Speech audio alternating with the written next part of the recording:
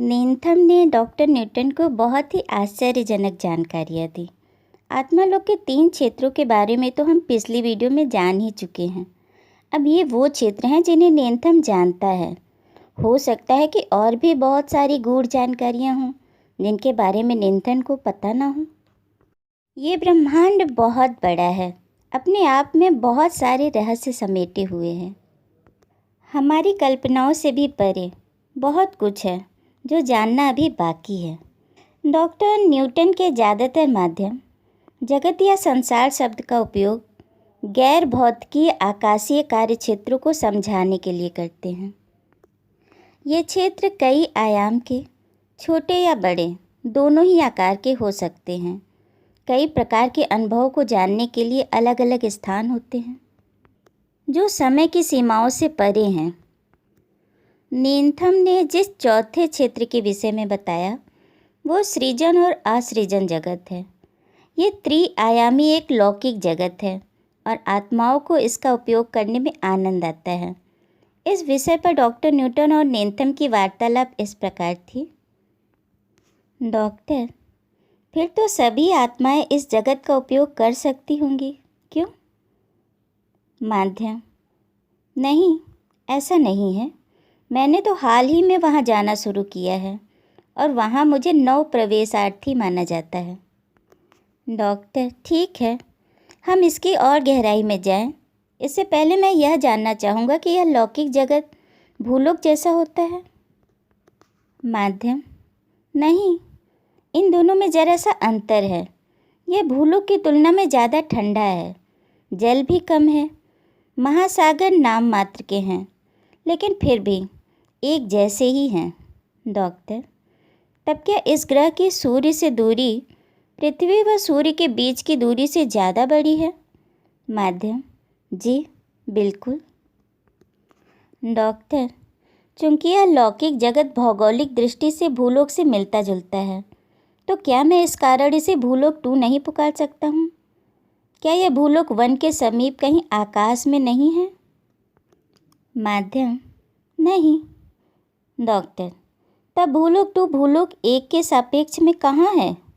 माध्यम, मैं इस बारे में कुछ भी नहीं कह सकता हूँ।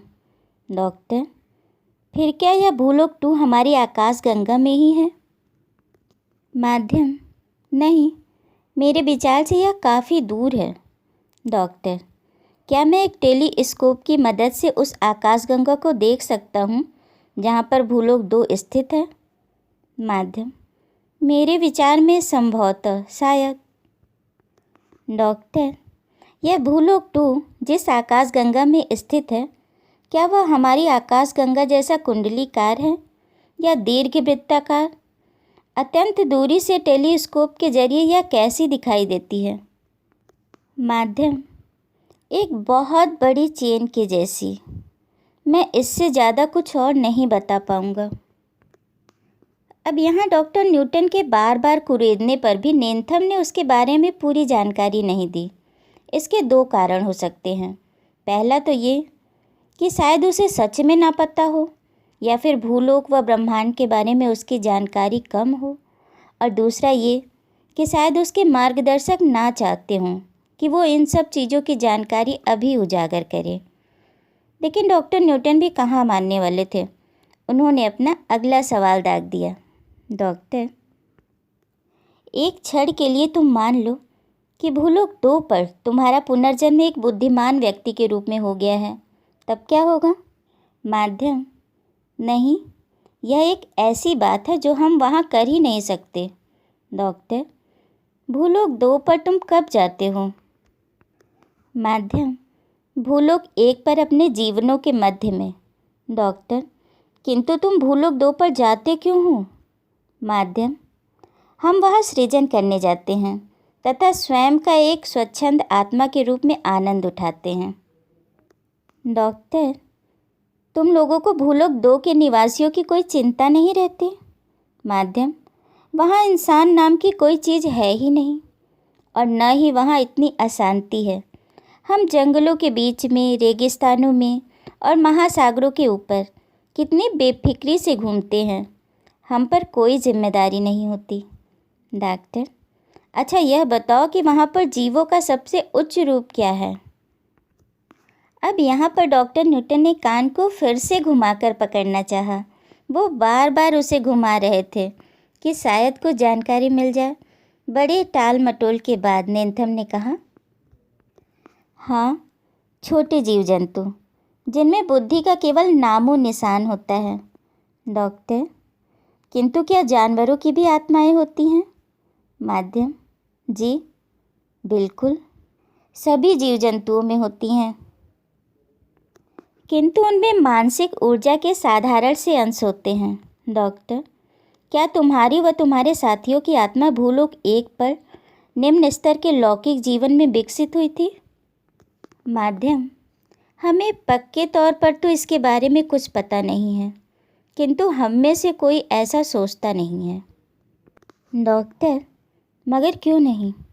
माध्यम, क्योंकि धी ऊर्जा जीवन की प्राथमिकता द्वारा निर्धारित होती है। वनस्पति, कीड़े मकोड़े, रेंगने वाले जीव, इनमें से हर कोई आत्माओं के परिवार में होता है।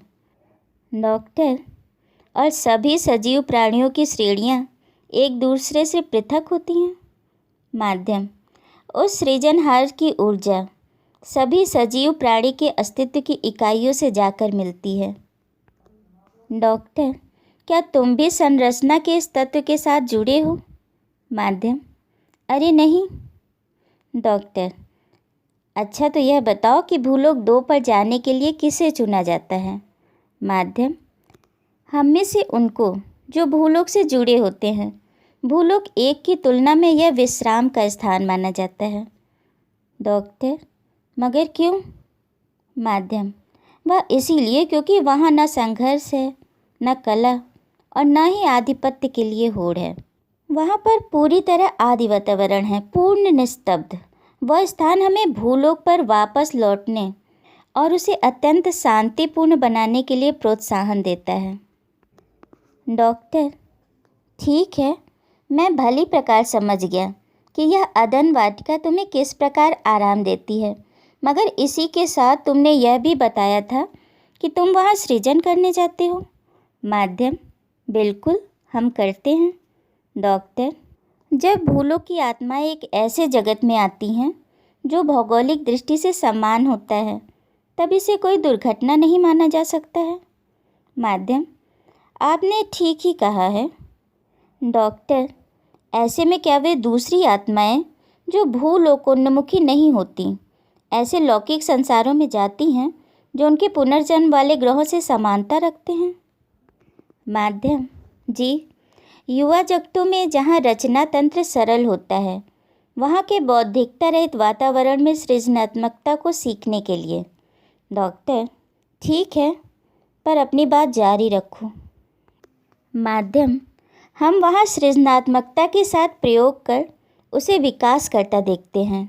यह सब ठीक ऐसा ही होता है जैसे कि हम किसी प्रयोगशाला में हों और वहाँ अपनी ऊर्जा से भौतिक वस्तुओं को आकार दे रहे हों। डॉक्टर, क्या ये भौतिक वस्तुएं उन चीज़ों में समानता रखती हैं जो भूलोक 1 पर देखते हो? माध्यम, जी, केवल भूलोक पर ही, और यही कारण है कि मैं यहाँ पर हूँ। डॉक्टर, अब तुम अपने भूलोक 2 पर पहुँचने से शुरू करो और मुझे स्पष्ट रूप से बताओ कि तुम्हारी आत्मा पहले क्या करती है। माध्यम, मैं बहुत अच्छा नहीं हूँ। मैं रुककर अपने सामने धरती पर यह देखता हूँ कि मुझे क्या बनाना है। फिर मैं अपने मन में उस वस्तु का ढांचा बनाता हूँ और ऊर्जा की कम मात्रा के साथ उस जैसी ही वस्तु को बनाने का प्रयास करता हूँ। इस काम में शिक्षक नियंत्रण से हमारी सहायता करते हैं। मुझे अपनी गलतियों को समझकर उन्हें सुधारना भी होता है। डॉक्टर, मगर वहाँ पर तुम्हारे शिक्षक कौन होते हैं? माध्यम, आइडिस और मुल्काजिल। साथ ही वहाँ आसपास और भी प्रशिक्षक होते हैं, मगर मैं उनसे ठीक से परिचित नहीं हूँ। डॉक्टर, जितना भी खुलकर बता सकते हो बताओ, तुम सही सही क्या कर रहे हो? माध्यम, हम वस्तुओं को रूप दे रहे हैं। डॉक्टर, क्या सजीव प्राणियों को? माध्यम, नहीं, मैं अभी उसके योग्य नहीं बना हूँ, मैं तो मूलभूत तत्वों के साथ प्रयोग कर रहा हूँ। हाइड्रोजन और ऑक्सीजन का तो तुम्हें पता ही होगा, चट्टानों, वायु, जल जैसे ग्रहीय तत्वों की संरचना के लिए, किंतु प्रत्येक का आकार या मात्रा कम रखी है। डॉक्टर, क्या तुम वास्तव में हमारे ब्रह्मांड के प्राथमिक तत्वों की संरचना कर सकते हो? माध्यम, नहीं, मैं तो केवल उन्हीं तत्वों का उपयोग करता हूँ जो उपलब्ध है। डॉक्टर, किंतु किस रूप में? माध्यम, पहले मैं प्राथमिक तत्वों को लेता हूँ और फिर उन्हें अपनी ऊर्जा के संवेगों से आवेशित करता हूँ और इसके बाद वे परिवर्तित हो जाते हैं। डॉक्टर, लेकिन उनका स्वरूप क्या होता है? माध्यम, मैं चट्टानें बनाने में माहिर हूँ। अब नेन्थम वहाँ भूलोक 2 पर चट्टानें बनाने का काम करता है और इस काम में उसकी सहायता उसके मार्गदर्शक करते हैं। यद्यपि वहाँ पर और भी शिक्षक होते हैं, परंतु नेन्थम उनके बारे में नहीं जानता। वो अभी निर्जीव चीज़ों के निर्माण को सीखने के लिए वहाँ जाता है। जैसे जैसे वो इसमें पारंगत होता जाएगा, उसे और भी चीज़ों के निर्माण की जानकारियाँ दी जाएंगी। वो प्राथमिक तत्वों से ऊर्जा के संवेगों में परिवर्तन करके इन चीज़ों का निर्माण करता है। अब ये प्राथमिक तत्व उसे कहाँ से प्राप्त होते हैं? उसे कौन देता है? अगर इन चीज़ों का निर्माण आत्माएं करती हैं, तो अभी तक हम जिसे प्रकृति समझते आए हैं, वो प्रकृति क्या है? ये सब कुछ हम अगले वीडियो में जानेंगे।